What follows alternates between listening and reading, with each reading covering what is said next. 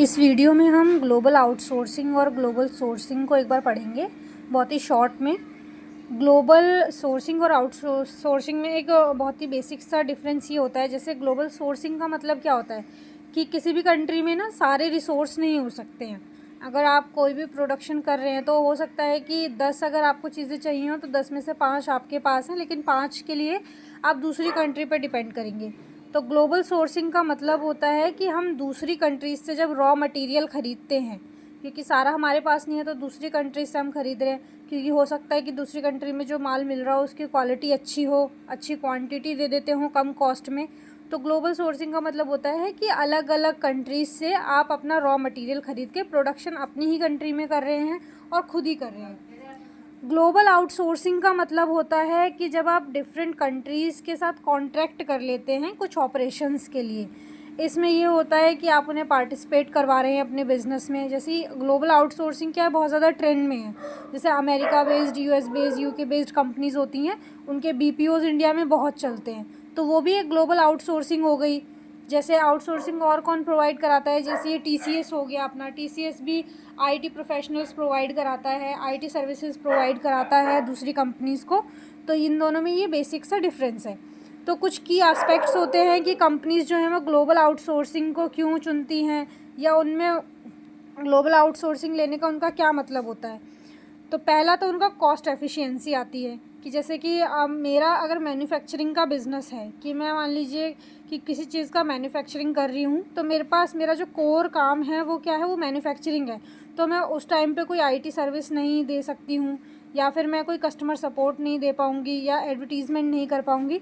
तो ये जो सपोर्टिंग फंक्शन होते हैं या अदर फंक्शंस होते हैं, इनके लिए मैंने बाहर से किसी को हायर कर लिया या उनके साथ एक कॉन्ट्रैक्ट कर लिया। तो इससे क्या होगा, मेरी कॉस्ट भी कम आएगी।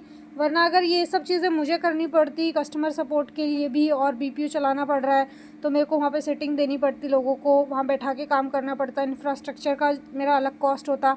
तो इससे मेरा कॉस्ट बच गया, मुझे सिर्फ एक एग्रीमेंट करना पड़ा और एक फ़िक्स्ड रेट पे मैंने बाहर से ये सर्विसेज ले ली। अगला है एक्सेस टू स्पेशलाइज्ड स्किल। मतलब कि इसमें ये है कि जैसे इंडिया में बहुत सारे बच्चे बीटेक करके या इंजीनियरिंग करके ऐसे ही घूम रहे हैं, लेकिन दूसरी कंपनीज़ क्या है, अगर मान लो यूएस बेस्ड कंपनी है, वो वर्क फ्रॉम होम दे रही है। आप किसी भी कंट्री से हैं, अगर आप आईटी सर्विसेज देना चाहते हैं तो आप अप्लाई कर सकते हैं। तो इससे क्या होगा कि उनको स्पेशलाइज्ड स्किल मिल जाती है कम कॉस्ट पे, तो वो अच्छा प्रोडक्ट बना सकते हैं, अच्छी क्वालिटी का प्रोडक्ट बन सकता है। तो स्पेशलाइजेशन लेने के लिए भी आउटसोर्सिंग की जाती है।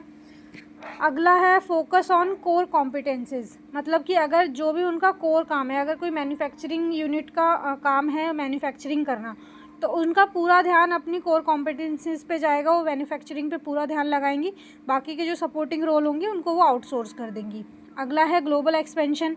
अगर कोई यूएस बेस्ड कंपनी है, कोई इंश्योरेंस कंपनी है, तो अगर उसने बीपीओ इंडिया की मार्केट में लगा दिया, इंडिया में उसके बीपीओ चल रहे हैं, तो उसकी जो भी पहचान होगी वो इंडियन मार्केट में भी होगी। यूएस में तो उसकी है ही अपनी मार्केट, लेकिन अगर कल को वो चाहे कि इंडिया में भी वो सेल करना चाहती है, इंडिया के मार्केट के लिए भी वो कुछ प्रोडक्ट लॉन्च करना चाहती है, तो उसे ईजी होता है मार्केट एक्सेस करना। अगला है रिस्क मिटिगेशन। रिस्क कम होता है। रिस्क जितना कम कैसे होगा, मान लीजिए आपने पूरा पैसा खुद लगाया है, सारा इंफ्रास्ट्रक्चर बनाया है, सारी कॉस्टिंग की है, अपने डिपार्टमेंट बनाए हैं अलग अलग, उसमें आपने एम्प्लॉय रखे हैं, तो उसमें कॉस्ट बहुत ज़्यादा लगी है। कल को बिज़नेस नहीं चलता है तो आपका सारा पैसा डूबेगा। उससे रिस्क कम करने के लिए उन्होंने बाहर दूसरी कंट्रीज़ में एग्रीमेंट कर लिया है, तो उससे क्या होता है कि रिस्क कम होता है उनका। ऑपरेशनल फ्लेक्सिबिलिटी होती है। आप डिमांड के अकॉर्डिंग अपना जो भी चेंजेस आ रहे हैं मार्केट में, उसके अकॉर्डिंग आप अपनी आउटसोर्सिंग को चेंज कर सकते हैं, फ्लेक्सिबल कर सकते हैं और एग्जाइल रह सकते हैं। इसमें कुछ चैलेंजेस भी होते हैं। इतने सारे बेनिफिट है तो चैलेंजेस भी होंगे ही।